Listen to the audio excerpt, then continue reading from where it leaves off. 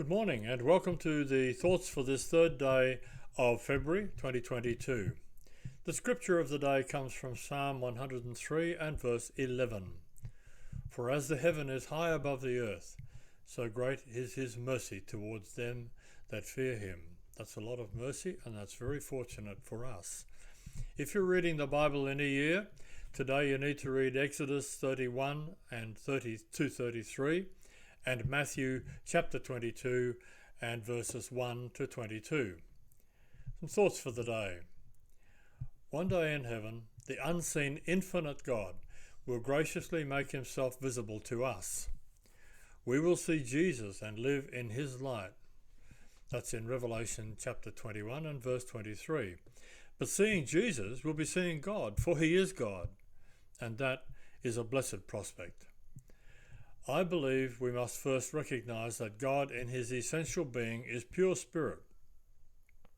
It comes from John chapter 4 and verse 24, and therefore is invisibly present everywhere in his vast creation. But we read in the Bible that on various occasions God has appeared to people in a visible way. Genesis chapter 18 verses 1 to 3. He created a burning bush from which to challenge Moses in Exodus chapter 3 and verse 2.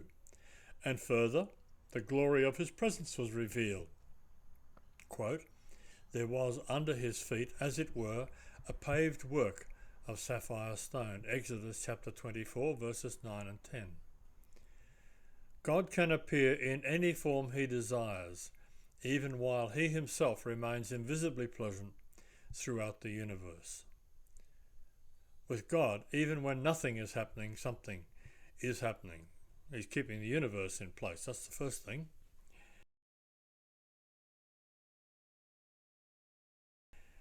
And our motivational thought for today. Nothing great was ever achieved without enthusiasm. On this day in 1488, Portuguese explorer Bartholomew Dias became the first European to land on southern African soil when he put ashore at Mossel Bay on the Cape of Good Hope. In 1830, Greece declared its independence under the protection of France, Russia and Britain. In 1894, the Dirigo, the first steel sailing ship, was launched at Maine in the USA. In 1972, the deadliest snowstorm in history, which became known as the Iran Blizzard, killed more than 4,000 people. It lasted a week and left whole villages without any survivors. In 1997, 50-year-old grandmother Sue Green entered the record books after giving birth to triplets. In 2018, Moscow had its heaviest snowfall in one day on record, and it killed one person and brought down more than 2,000 trees. The personal story for today, and it's headed, Time is Never Enough.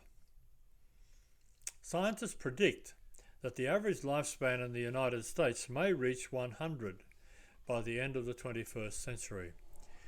They say the genetics that control aging could be altered to extend life beyond the 70 to 80 years referred to in Psalm 90 and verse 10.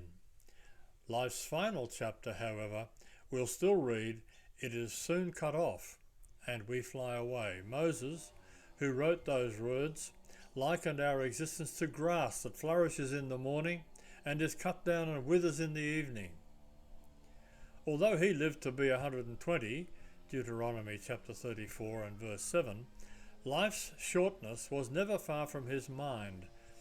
That's why he prayed in Psalm 90 and verse 12, "Teach us to number our days, that we may gain a heart of wisdom." We're all part of a rapidly passing scene. That should sober us, but not discourage us. Prepare for the return of the Lord, when your days will be extended beyond years, beyond centuries, beyond time itself. The devotional thoughts for the day. The first Scripture comes from Psalm 27 and verse 14, and further references in this piece are from Mark chapter 5 and verses 35 to 43. Wait on the Lord, be of good courage, and he shall strengthen thine heart. Wait, I say, on the Lord. A medical centre in Edmonton, Canada recently launched a pilot program to recruit and train volunteers who will serve as greeters in the emergency waiting area. The greeters' mission is to provide comfort and to support patients and family who are waiting often for hours before seeing or being seen by one of the medical staff. This initiative was prompted by a survey which showed that customer satisfaction was especially low for those people who had to use the medical centre's emergency facilities. Nobody likes to wait, even under the best of circumstances, but waiting for a loved one who needs medical treatment is even more stressful.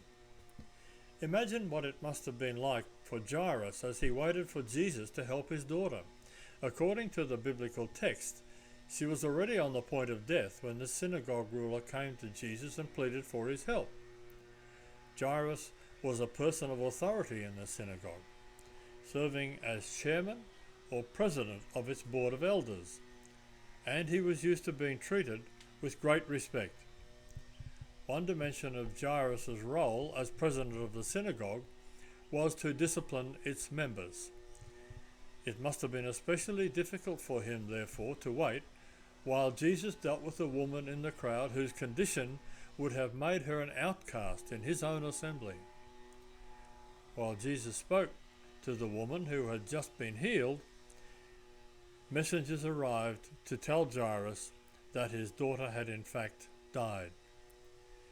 They seemed to convey the news with a bluntness that's hard to explain. Perhaps they were frustrated because they had warned Jairus against seeking help from Jesus.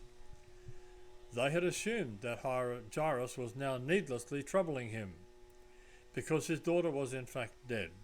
Mourners at the house show a similar callousness, moving from weeping to laughter in a matter of seconds. Their attitude could indicate that at least some of them were professional mourners, hired for the occasion by the family. Or possibly they understood Jesus' statement to mean that he would raise the girl from the dead, and they didn't believe him. The next thought is titled Moving Past the Past.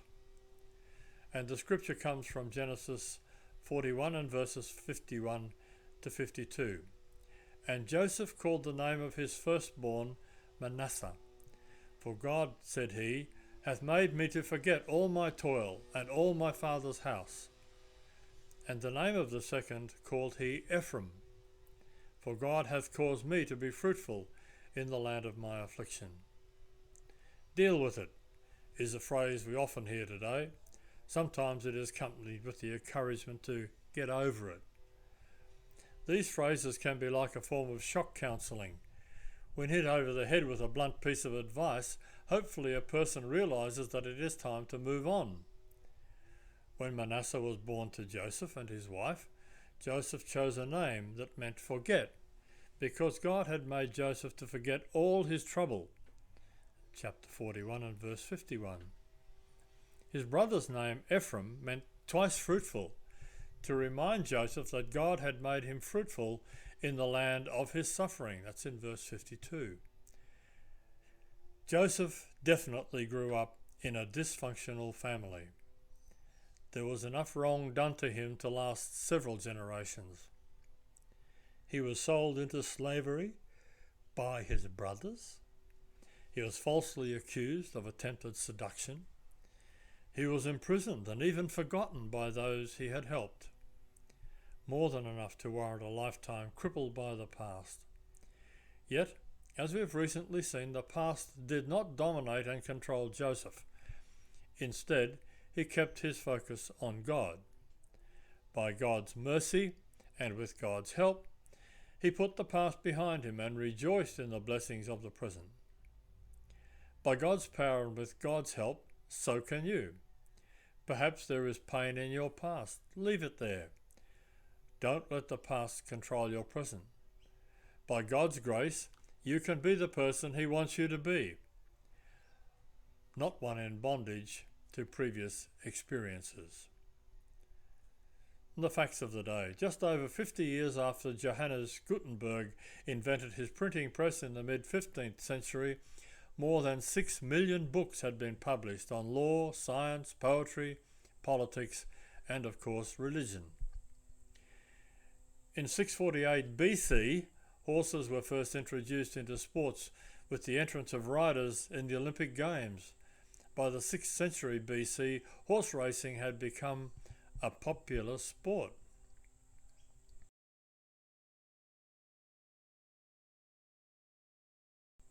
Jokes of the day. At his 103rd birthday party, my grandfather was asked if he planned to be around for his 104th. "I certainly do," he replied. "Statistics show that very few people die between the ages of 103 and 104.